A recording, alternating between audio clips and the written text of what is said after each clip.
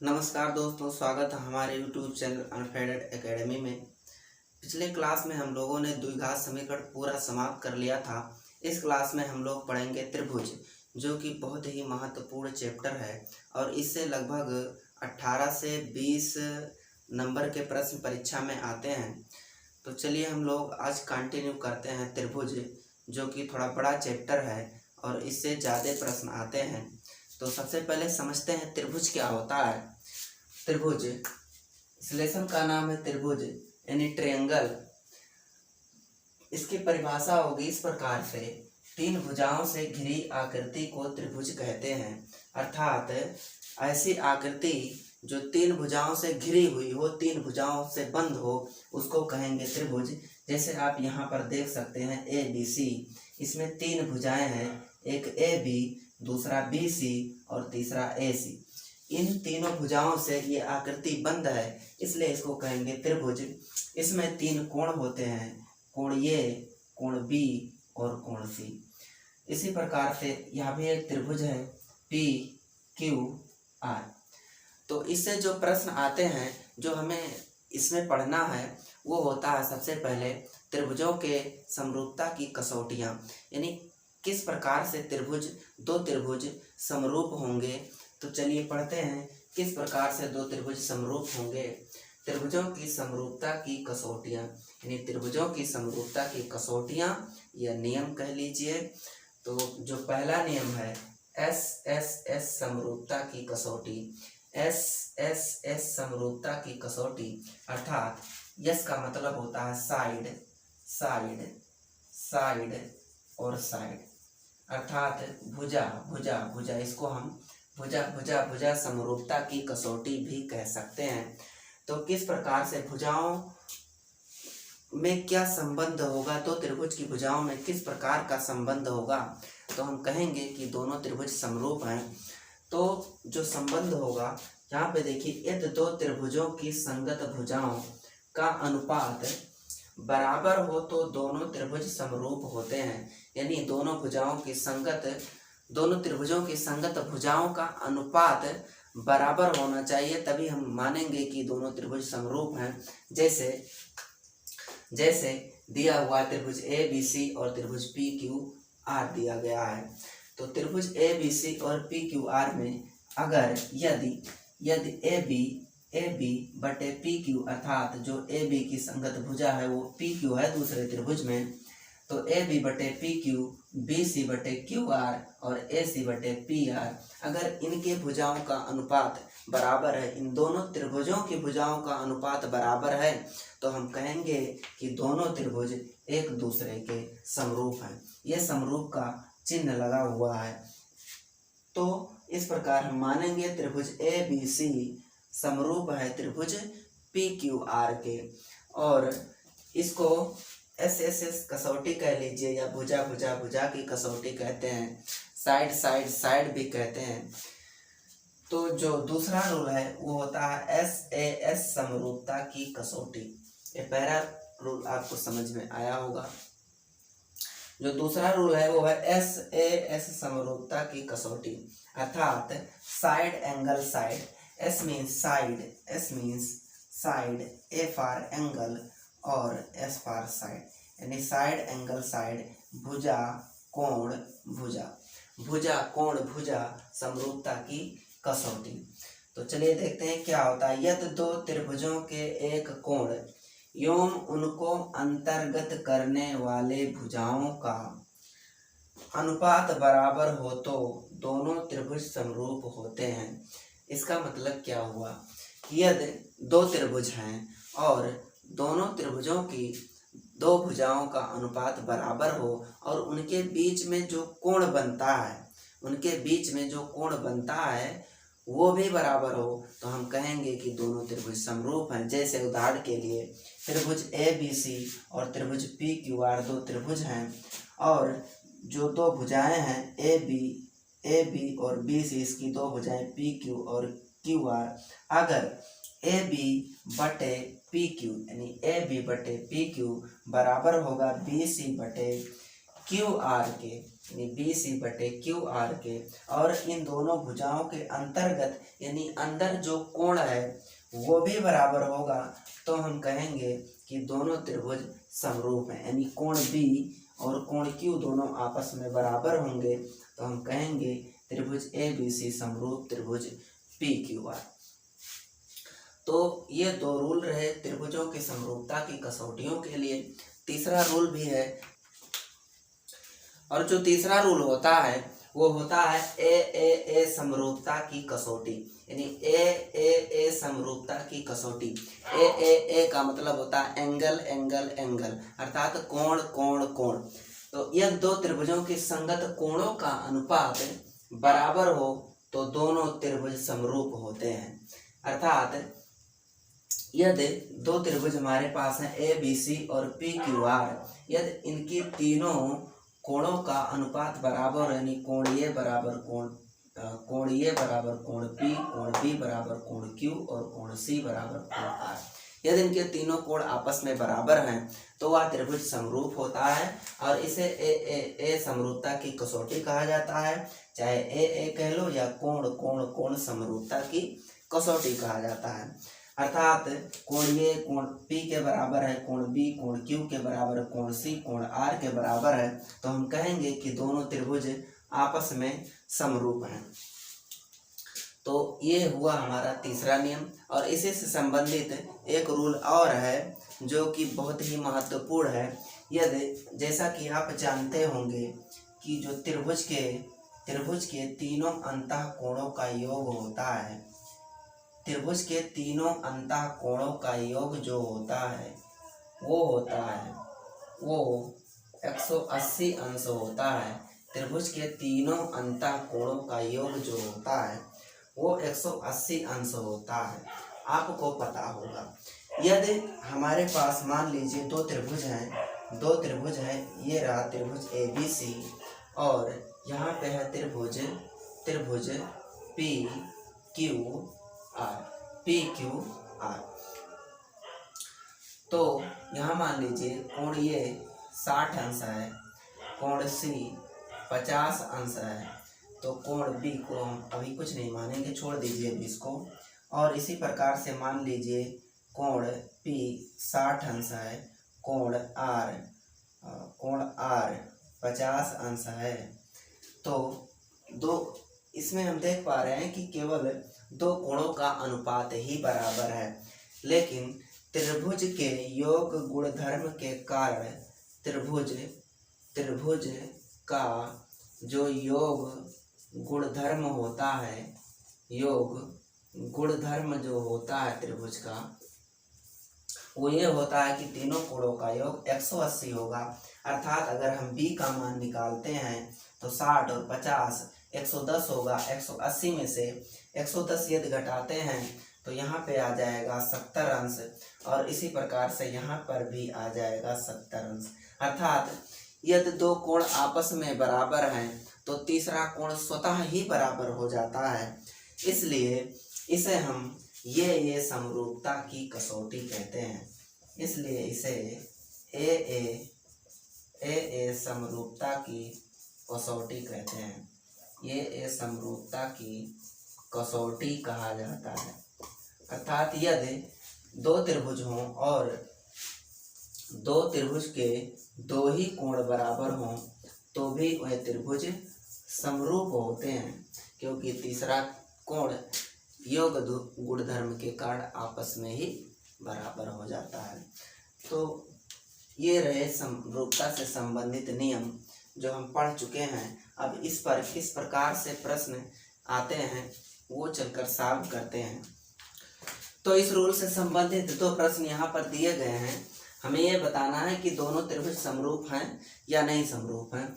तो जो पहला प्रश्न है वो है त्रिभुज ए बी सी में एक एंगल दिया है 60, 80, 40, और उसी प्रकार से दूसरे त्रिभुज में भी एंगल दिया गया है 60, 80 और 40।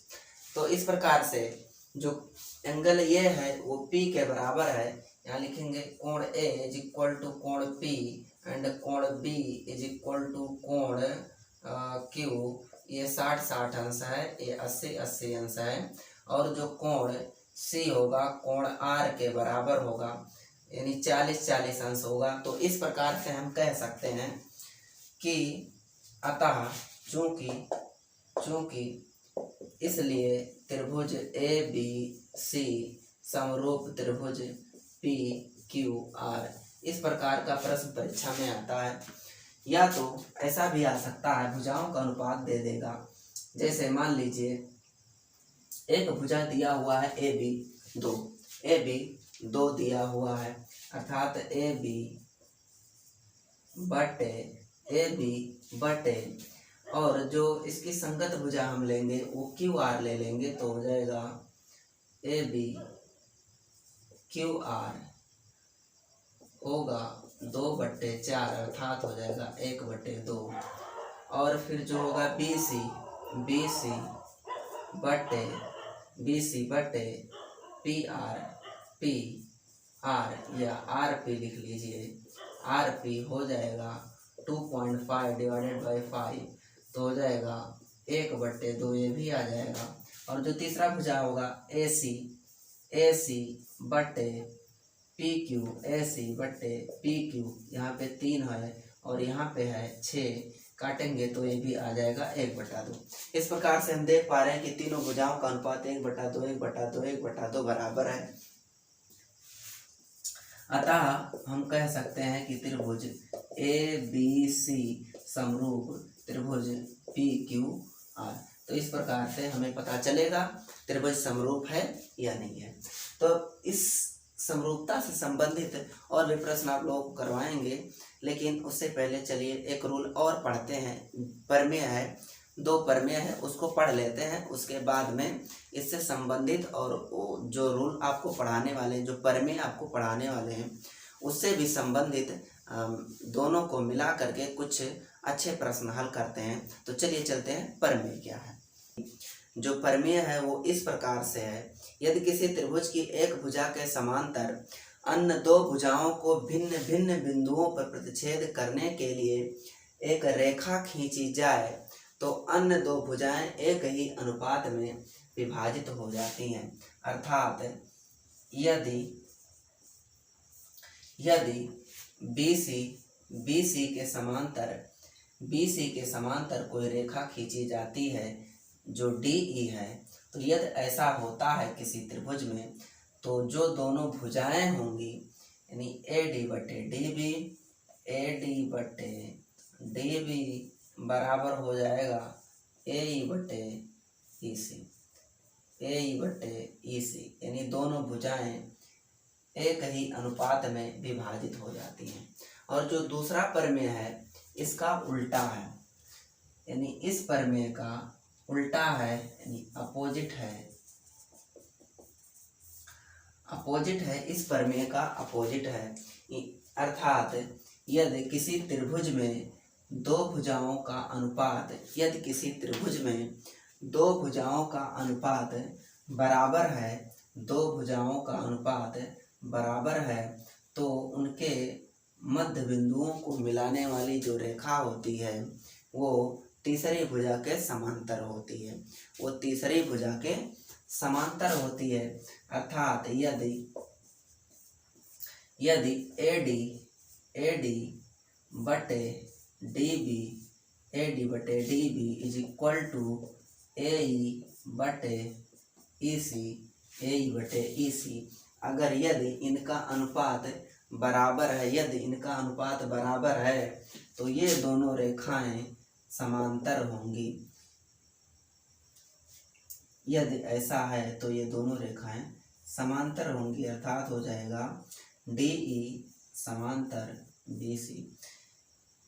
इस थ्योरम का हम यूज करेंगे जब प्रश्न सॉल्व करेंगे, तो इन दोनों थ्योरम का यूज होगा, दोनों प्रमेय का यूज होगा।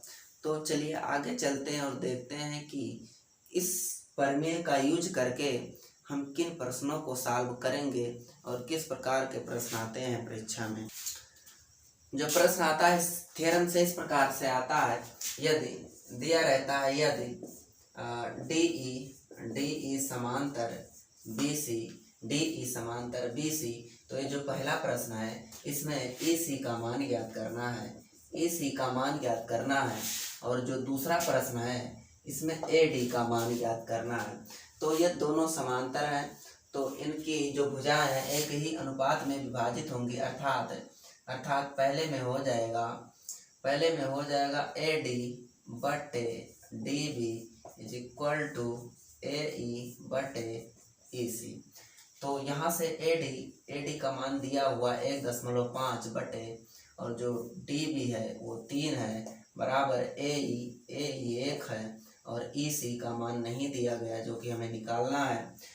तो इस प्रकार से हम क्रॉस मल्टीप्लाई करेंगे तो हो जाएगा 1.5 ई सी इज इक्वल टू 3 1 जा 3 और ई सी इज इक्वल टू हो जाएगा 3/1.5। अगर हम इसको डिवाइड करते हैं, दशमलव हटाएंगे यहाँ पे 0 बढ़ाएंगे, ये हो जाएगा 15 और 15 से इसको काटेंगे तो आ जाएगा 2, अर्थात ई सी का जो मान आएगा वो 2 आ जाएगा। इसी प्रकार से इस चित्र में देखते हैं, इसमें डी ई समांतर बी सी है। यदि डी ई समांतर बी सी है तो इनकी भुजाएं एक ही अनुपात में विभाजित हो जाएंगी, तो हो जाएगा ए डी बटे डी बी बराबर होगा ए ई बटे ई सी। तो ए डी का मान नहीं मालूम है, वैसे रहने देंगे। और डी बी का जो मान है वो है 7.2 और ए ई का मान है 1.8 बटे ई सी का जो वैल्यू है वो है 5.4। यहाँ से क्रॉस मल्टीप्लाई कर लेंगे तो A D is equal to हो जाएगा 1.8 × 7.2 डिवाइडेड बाई 5.54। तो यहाँ से इसको हम डिवाइड कर लेंगे, काट लेंगे तो हो जाएगा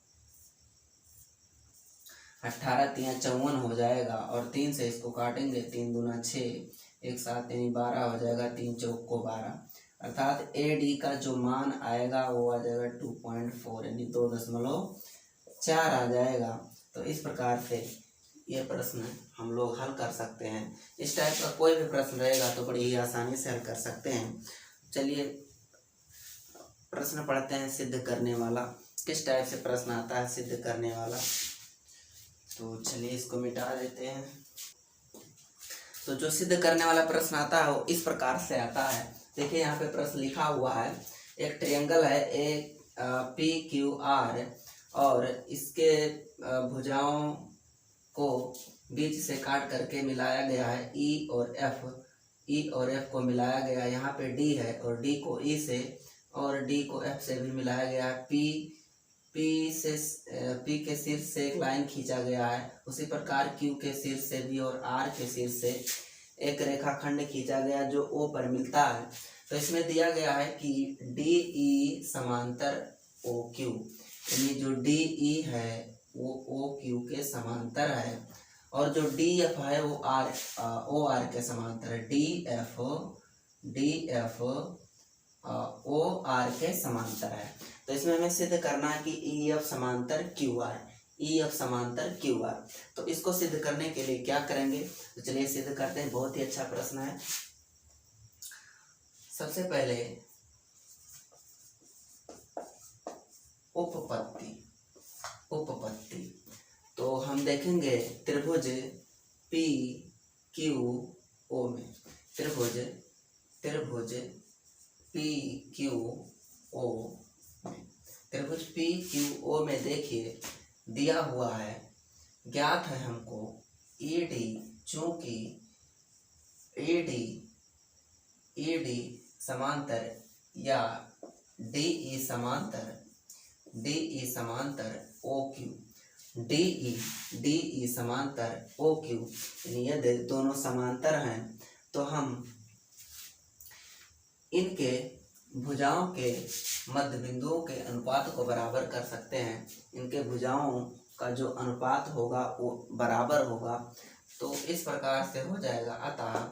अतः हम लिखेंगे पी ई बटे you E Q, P E बटे ई क्यू बराबर पी डी बटे डी यू, पी डी बटे डी यू। इसको समीकरण 1 मान लीजिए, जो अभी हमने प्रमेय पढ़ा था उसी का यूज करके ये लेकर के आए हैं। इसी प्रकार से देखिए इधर वाले त्रिभुज POR में अब त्रिभुज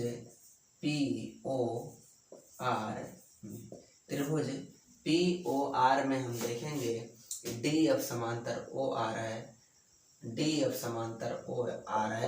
चूंकि DF समांतर OR, अतः अगर समांतर है तो इनके भुजाओं के अनुपात भी बराबर होंगे, तो हो जाएगा PD बटे DO बराबर PF बटे FR। इसको समीकरण 2 मानेंगे। अब समीकरण 1 तथा 2 में PD बटे DO एक साइड इक्वल है दोनों का, तो अर्थात हम दूसरे साइड को बराबर कर सकते हैं। तो समीकरण 1 तथा 2 से हो जाएगा PE समांतर EQ, PE समांतर PE बटे EQ बराबर हो जाएगा PF बटे FR। चित्र में हम देखेंगे PE बटे EQ है कहाँ पे, PE बटे EQ और उसके बाद PF बटे FR, अर्थात अब त्रिभुज समीकरण 3 है। अब त्रिभुज PQR में समीकरण 3 से हम देखेंगे कि जो इनके भुजाओं का अनुपात है वो बराबर है, इनके भुजाओं के जो अनुपात हैं वो बराबर है समीकरण 3 से। तो अतः हम प्रमेय द्वारा, जो प्रमेय पढ़े हैं उसके द्वारा लिख सकते हैं EF समांतर QR, क्योंकि किसी भी त्रिभुज में अगर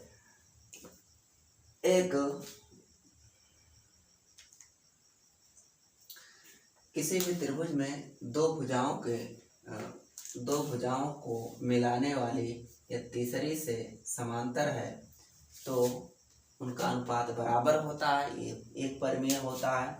एक प्रमेय ये होता है कि यदि उनके भुजाओं का अनुपात बराबर है तो जो रेखा दोनों भुजाओं को मिला रही है वो तीसरी रेखा के समांतर होती है। तो इस प्रकार से ये सिद्ध हुआ कि EF समांतर QR, ये प्रूव हो गया। इसी टाइप के बहुत सारे प्रश्न आते हैं परीक्षा में, तो आप लोग करने का प्रयास कीजिएगा। चलिए एक प्रश्न और बताते हैं आप लोगों को। इस टाइप का जो दूसरा क्वेश्चन है वो समरूपता की कसौटी से है। तो चलिए देखते हैं इस प्रकार के प्रश्नों को किस प्रकार हल करेंगे। तो एक त्रिभुज है ABC और यहाँ से C से शीर्षलंब डाला गया है जो CE है, और A से एक शीर्षलंब खींचा गया है जो D है। तो यहाँ पे भी हो जाएगा 90 और यहाँ पे भी हो जाएगा 90, अर्थात दोनों समकोण हो जाएंगे। जो प्रश्न है वो इस प्रकार है। 4 प्रश्न हैं इसमें, तो कैसे हल करेंगे चारों प्रश्नों को देखते हैं। त्रिभुज AEP तथा त्रिभुज CDP में त्रिभुज CDP और AEP में देखेंगे। यहाँ देख लेंगे AEP अर्थात ये वाला त्रिभुज, और त्रिभुज CDP ये वाला त्रिभुज अर्थात ये त्रिभुज, इतना ये और इतना ये देखेंगे। यहाँ पर हम देखेंगे जो कोण AEP है वो बराबर है CDP के, तो लिखेंगे कोण AEP, चूंकि कोण AEP बराबर कोण CDP दोनों लंब है इसलिए समकोण होंगे। और ये जो एक कोण और दिख रहा है APE या EPA, कोण EPA इज इक्वल टू कोण कोण DPC ये शीर्षाभिमुख कोण बना रहे हैं, शीर्षाभिमुख कोण बना रहे हैं। तो शीर्षाभिमुख कोण बराबर होते हैं, तो ये हो जाएगा अतः ए समरूपता की कसौटी से ए समरूपता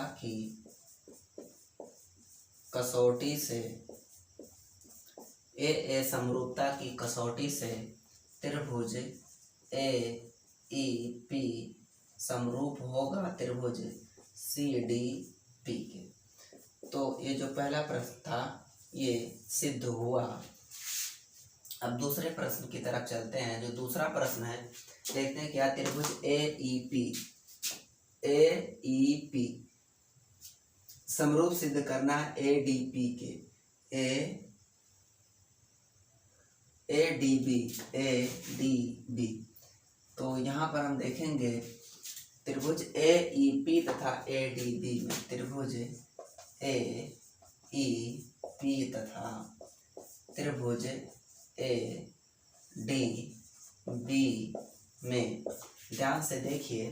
त्रिभुज AEP में E जो है AEP कोण वो 90 डिग्री है, तो हो जाएगा कोण AEP इज इक्वल टू कोण ADB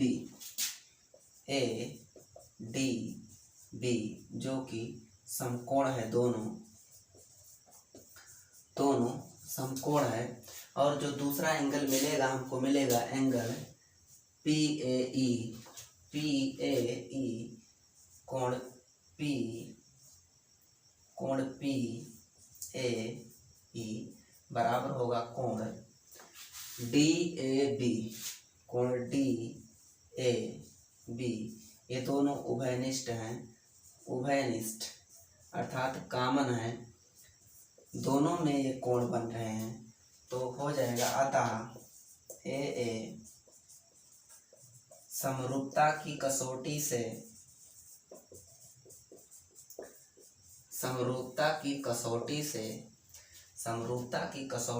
त्रिभुज AEP समरूप हो जाएगा त्रिभुज ADB के। इस प्रकार दूसरा भी प्रूव हुआ।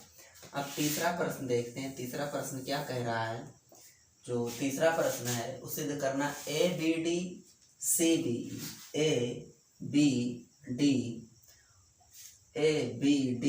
और CBE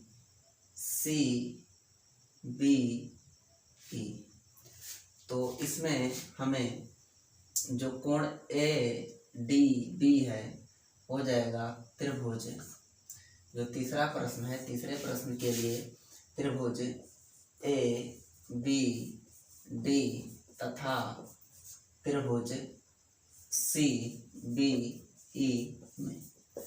तो इस त्रिभुज में हम देखेंगे जो कोण बन रहा है BDA, कोण BDA is equal to CBE में देखिए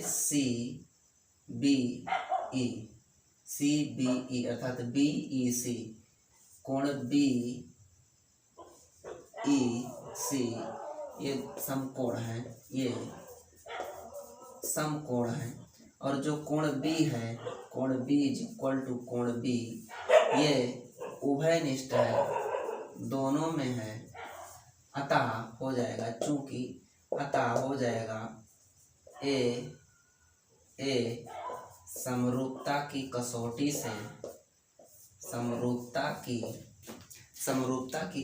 से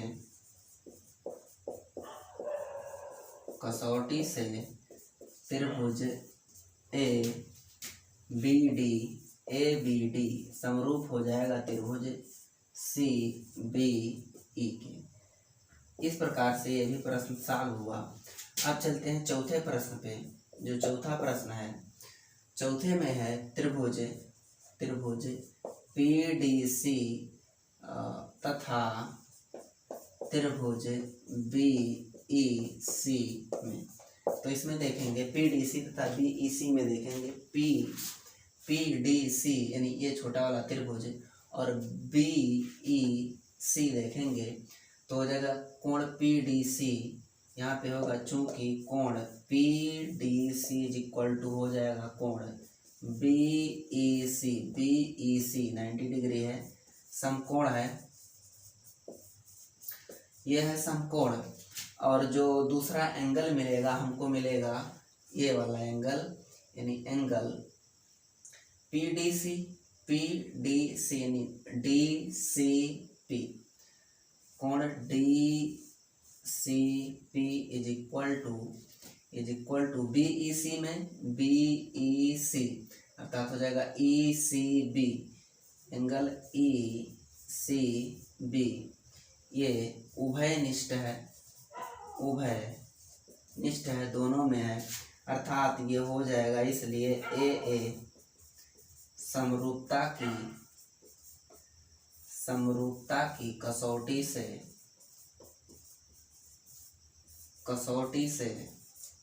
ए समरूपता की कसौटी से त्रिभुज पीडीसी समरूप त्रिभुज बीईसी इस प्रकार से ये सिद्ध हुआ। तो मैं उम्मीद करता हूँ कि आप लोगों को वीडियो पसंद आ रहा होगा। वीडियो पसंद आ रहा है, आपको समझ में आ रहा है तो वीडियो को लाइक कीजिए, कमेंट कीजिए, यूँ हमारे चैनल को सब्सक्राइब कीजिए। और पार्ट 2 में जितना भी त्रिभुज का क्वेश्चन बचा हुआ है सब प्रकार का हम करवा देंगे।